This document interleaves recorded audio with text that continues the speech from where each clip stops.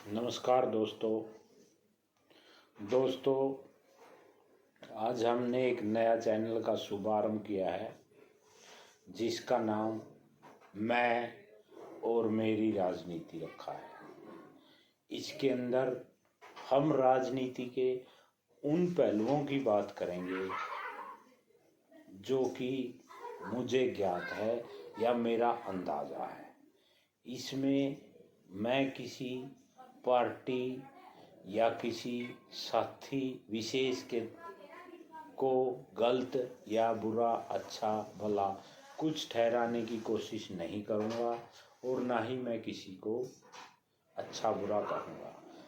मुझे सभी राजनीति वाले एक समान है, चाहे वो कोई पार्टी हो, चाहे कोई मेंबर हो, एमपी एमएलए या ब्लॉक समिति का मेंबर हो, सभी सेम है।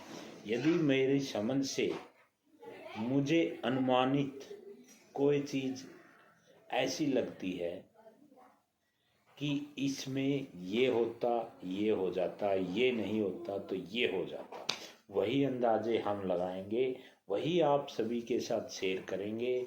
आप सभी साथियों को अच्छी लगे तो कमेंट करना और साथ में चैनल को सब्सक्राइब करना, लाइक करना, बेल आइकन का बटन दबा के लाइक ज़रूर करना। और हर साथी के लिए मैं आप सभी को हरियाणा की राजनीति से रूबरू करवाऊंगा और कुछ पिछले तथ्य हैं जिनके बारे में मैं पल पल में आप सभी को बताता रहूँगा।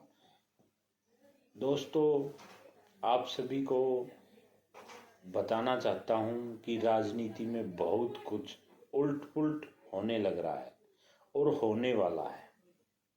इलेक्शन के टाइम पे हर बार होता है, जिसको टिकट नहीं मिलता वो दूसरी पार्टी में चला जाता है, जिसको टिकट मिलता है वो उस पार्टी के लिए प्रचार शुरू कर देता है, दूसरी पार्टी वाले उसको दे देते हैं, कोई निर्दलीय खड़ा हो जाता है।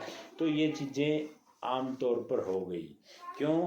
क्योंकि नेता लोग ज़्यादा हो गए और पार्टी के मेंबर कम हो गए। जैसे हरियाणा में 10 सीटें हैं लोकसभा की, 10 में से 10 कांग्रेस को कैंडिडेट चाहिए, 10 ही बीजेपी को चाहिए, 10 ही आपको चाहिए, 10 ही नेल्लो को चाहिए, 10 जेजेपी को चाहिए और 10 अदर जो भी पार्टी है, बीएसपी है या कोई भी पार्टी हरियाणा में जो इलेक्शन लड़ती है उनके लिए 10 चाहिए।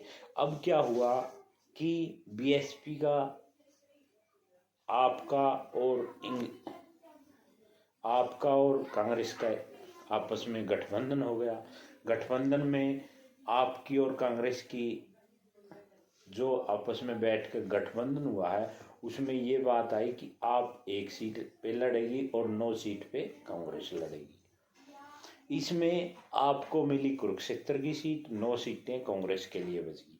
लेकिन समय के अनुसार अभी कुछ कह नहीं सकते क्योंकि अभी बहुत सी बातें आगे आनी हैं और चल भी रहा है। हो सकता है आने वाले कल में कांग्रेस का और इनेलो के साथ भी गठबंधन हो जाए, जो कि इंडिया बना रखी है, यानी पार्टी सभी पार्टियों का उसके अंदर गठबंधन है। तो इसलिए कुछ भी पॉसिबल है, कोई भी मेंबर पॉसिबल है और सभी अपने हिसाब से अपनी जगह सीट चाहते हैं।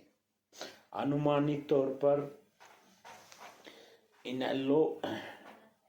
इनेलो अभी फिलहाल 2 मेंबरों का ऐलान कर चुकी है, जिसमें कि हिसार से सुनैना चौटाला और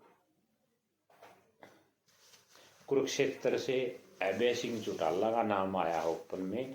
बीजेपी ने अपने 10 के 10 कैंडिडेट के तौर पे मेंबरों के नाम रख दिए हैं। हो सकता है कुछ चेंज भी कर दें क्योंकि चेंज करने में वो माहिर हैं शुरू से ही।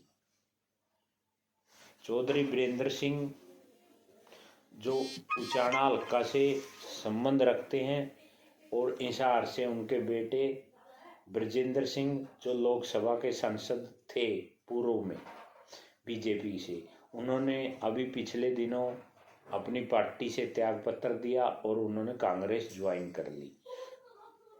और अभी कुछ कह नहीं सकते। बाकी ऐसे लग रहा है कि हिसार से उनको लोकसभा की सीट बृजेंद्र सिंह को मिलने वाली है, लेकिन अभी क्लियर नहीं है। ये चीज़ें आगे चलती रहेंगी, आती रहेगी। समाज है, समाज के हिसाब से चलते रहेंगे। इनके समीकरण भी आगे पीछे होते रहेंगे। आज का जो अनुमान है उसमें कांग्रेस की पकड़ मजबूत है, लेकिन अभी ये बात कही नहीं जा सकती कि वो सीट जीतने में मजबूत है या नहीं। क्योंकि कांग्रेस के अंदर पार्टी बड़ी है और कांग्रेस के अंदर नेता लोग ज़्यादा हैं। ज़्यादा भी कहने का मतलब कि कद्दावर नेता, जो कि अपने आप को कांग्रेस का मालिक समझते हैं और कांग्रेस को खुद समझते हैं। यही चीज़ पहले भी आई है, अब भी आ रही है और आती रहेगी। इन चीज़ों का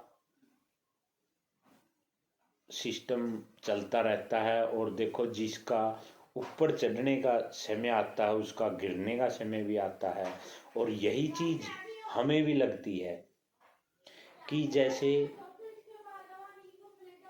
अब नरेंद्र मोदी का उल्टा समय शुरू हो चुका है। क्योंकि उन्होंने किसानों के साथ, जवानों के साथ और टीचर के साथ, पटवारी के साथ, इसके साथ, उसके साथ, ऐसा कोई साथी, सरपंचों के साथ, सबके साथ कुछ न कुछ 19-21 किया है। हम लोकतंत्र में जीते हैं। लोकतंत्र का मतलब है आज़ादी। आज़ादी के अंदर हम लोग कहीं भी कैसे भी आंदोलन कर सकते हैं, लेकिन वो शांति प्रिय हो। और जो ये लोग जबरदस्ती करते हैं वो एक अलग बात है। उसमें देखो, सिस्टम को घुमाने की बात होती है। जैसे जंतर मंतर पर कोई भी अनशन कर सकता है, आंदोलन कर सकता है, उसमें किसी से कोई दिक्कत नहीं है, लेकिन करनी चाहिए। लेकिन कुछ साथी क्या करते हैं कि उसको रोकते हैं। अब जैसे पीछे किसान आंदोलन था, 1-1.5 साल चला था, उसमें कुछ फैसले हुए थे जो देखो किसान नेताओं के और उनके बीच हुए थे, उन पर कुछ हुआ नहीं हुआ। इस बाद में दोबारा फिर एक आंदोलन की शुरुआत हुई थी, जिसको मान लो बॉर्डर पे ही रोका गया था और जिसमें कि 1-2 साथी या 2-4 साथी की मौत भी हो गई थी। ये अच्छी बातें नहीं है। ये लोकतंत्र के ऊपर एक दब्बा है। और जो पार्टी इसमें सम्मिलित है, उन पार्टियों में ये चीज़ें नहीं होनी चाहिए। बाकी साथियों, मैं आपसे पुनः निवेदन करता हूं कि राजनीति की हलचल जानने के लिए आप इस चैनल को सब्सक्राइब करें। धन्यवाद सभी साथियों का।